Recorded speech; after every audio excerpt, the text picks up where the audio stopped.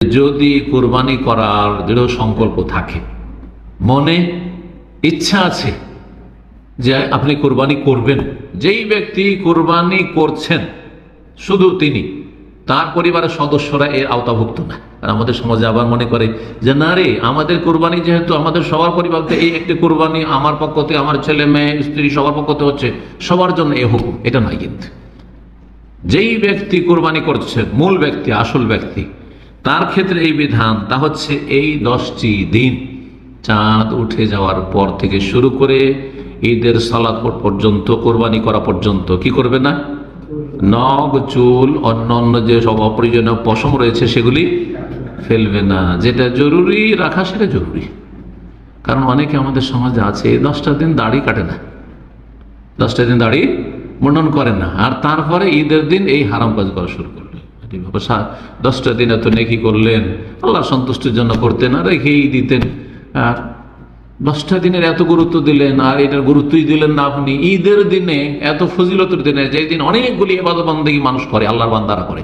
হাজী সাহেবের অধিকাংশ ইবাদতগুলি এই দিনে, এত ফজিলতের দিন। সারা পৃথিবীতে আল্লাহর সন্তুষ্টির জন্য, আল্লাহর সান্নিধ্য লাভের জন্য, আর সান্নিধ্য লাভকে কোরবান বলা হয়, এই জন্য এর নাম কোরবানি আমাদের ভাষায় পড়েছে। কোরবানি করে আল্লাহ সন্তুষ্টি হাসিল করছেন, তার সাথে আপনি হারাম কাজ করছেন। এই জন্য বললাম যে যেগুলো অপ্রয়োজনীয় অথবা যেগুলি কাটার, পশম ফেলার হুকুম রয়েছে, বা অনুমতি রয়েছে, সেই ক্ষেত্রে এই 10টা দিন যিনি কোরবানি করবেন তিনি কাটবেন না, নখ, চুল ইত্যাদি কাটবেন না।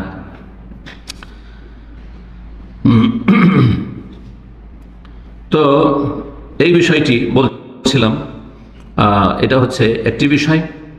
আর এই মর্মে নবী করিম সাল্লাল্লাহু আলাইহি ওয়াসাল্লামের যে হাদিস রয়েছে তা সহিহ মুসলিমে রয়েছে। উম্মে সালামা রাদিয়াল্লাহু তাআলা আনহা থেকে তিনি বলছেন যে কালান নবী সাল্লাল্লাহু আলাইহি ওয়াসাল্লাম, নবী সাল্লাল্লাহু আলাইহি ওয়াসাল্লাম বলেছেন, ইযা দাখালাতিল আশর, যখন জিলহজ মাসের 10টি দিন শুরু হবে, ওয়া আরাদা আহাদুকুম আইয়ুদাহিয়া, তোমাদের কেউ কুরবানি করতে ইচ্ছুক, তাহলে ফালা ইয়ামাসসা মিন শারিহি ওয়া বাশারিহি শাইআন, তাহলে নিজের শরীরের কোনো লোম, চুল অথবা শরীরের চামড়া, নখ, অন্য রিওয়ায়াতে রয়েছে মিন আজফারিহি, নখ যেন না কাটে, না কাটে। কিন্তু কেউ যদি কেটে নেয় তাহলে তার কোরবানি হবে না? কোরবানি হবে, কিন্তু ওলামারা বলেছেন কোরবানি হবে। সেই ব্যক্তি নাজায়েজ কাজ করলো, গুনাহ হবে, সে তওবা করবে। কিছু কিছু ওলামারা তো বলেছেন যে না, কোনো অসুবিধা নেই এই ক্ষেত্রে। কিন্তু সঠিক হচ্ছে এটি মত যে গুনাহগার অবশ্যই হবে, তবে কোরবানি হয়ে যাবে ইনশাআল্লাহ তাআলা।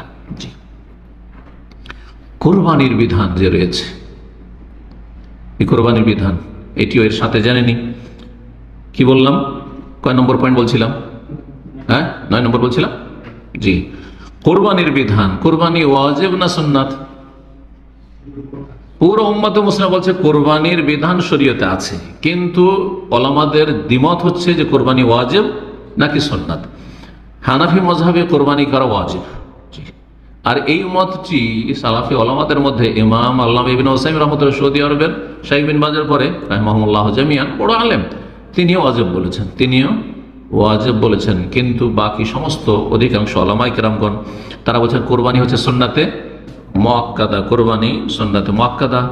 সূরা কাউসার, ছোট্ট সূরা, তার দ্বিতীয় আয়াত আল্লাহ বলছে ফাসাল্লি লিরাব্বিকা ওয়ানহার, তোমরা রবের সন্তুষ্টির জন্য সালাত আদায় করো, ফরজ সালাত এবং ঈদের সালাত, এই তাফসীরও করা হয়েছে। ওয়ানহার, আর জবাই করো মানে কোরবানি জবাই করো, জবাই করো মানে কোরবানি জবাই করো। কোরবানির ক্ষেত্রে সর্বোত্তম কোরবানি হচ্ছে যত বড় হবে, অর্থাৎ উট।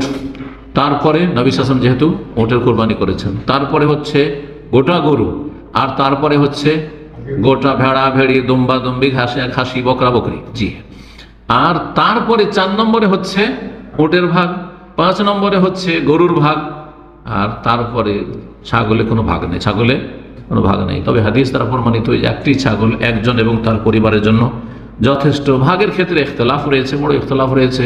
সালাফি ওলামাদেরও একদল বলছেন যে ভাগ যেহেতু ছাগলের বিকল্প, সুতরাং সেটা একজন এবং তার পরিবারের জন্য যথেষ্ট। আর কেউ বলেছেন এটা বক্তব্যটা শুনলাম, ইনশাআল্লাহ একে অপরকে মানার চেষ্টা করবো যে কি কি নিষিদ্ধ আছে, নখ, চুল, যাবতীয় যা বললেন সাহেব। ইনশাআল্লাহ এই 10টা দিন একসাথে সবাই মিলে বিরত থাকবো। আল্লাহ সুবহানাহু ওয়া তাআলা যেন সবাইকে মানার বোঝার তৌফিক দান করুন, আল্লাহুম্মা আমিন। আর কোরবানি সুন্নাত না সুন্নাতে মুআক্কাদা, এটাও আলহামদুলিল্লাহ জেনে নিলাম।